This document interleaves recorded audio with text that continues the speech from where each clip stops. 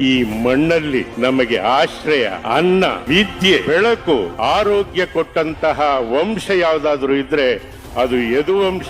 ಹೆಂಗೆ ಕನ್ನಂಬಾಡಿ ಕಟ್ಟಿದ್ರು, ಮನೆಯಲ್ಲಿರೋ ಒಡವೆನ ತಗೊಂಡೋಗಿ ದೂರದ ಮುಂಬೈನಲ್ಲಿ ಮಾರಿ ಬ್ರಿಟಿಷ್ ಸಾಮ್ರಾಜ್ಯದವರು ಪರವಾನಗಿ ಕೊಡದಲೇ ಇದ್ರು ಹೋರಾಟ ಮಾಡಿ ನಾನು ಕಟ್ಟಿಸ್ತೀನಿ ಅಂತಂತ ಮಹಾನುಭಾವ ಯಾರು ಇದ್ರೆ ನಾಲ್ವಡಿ ಕೃಷ್ಣರಾಜ ಒಡೆಯರ್. ಅವರೇನಾದ್ರೂ ಇವತ್ತು ಕನ್ನಂಬಾಡಿ ಕಟ್ಟಿಸಿ ಬಂಗಾರ ದೊಡ್ಡಿ ಕಾಲುವೆ ಒಳಗೆ ನೀರು ಹಾಯಿಸ್ತಲೇ ಹೋಗಿದ್ದಿದ್ರೆ ನಾವೆಲ್ಲ ಏನಾಗಿರ್ತಿದ್ವಿ ಕಂದ.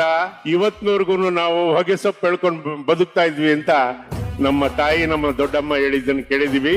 ಇವತ್ತೇನಾದ್ರೂ ನಾವು ಸಣ್ಣಕ್ಕೆ ಅನ್ನ ಊಟ ಮಾಡ್ತೀವಿ ಅಂದ್ರೆ ಅದು ಯದುವಂಶದವರು ಕೊಟ್ಟ ಭಿಕ್ಷೆ. ಆ ಅನ್ನನ ನಾವು ಯಾವತ್ತೂ ಮರೆಯಲ್ಲ. ಹಂಗಾಗಿ ಇವತ್ತೇನಾದ್ರೂ ಈ ದೇಹ ಬೆಳೆದು ನಿಂತಿದೆ ಅಂದ್ರೆ ಅದಕ್ಕೆ ಯದುವಂಶದವರು ಕೊಟ್ಟ ಭಿಕ್ಷೆ ಅಂತ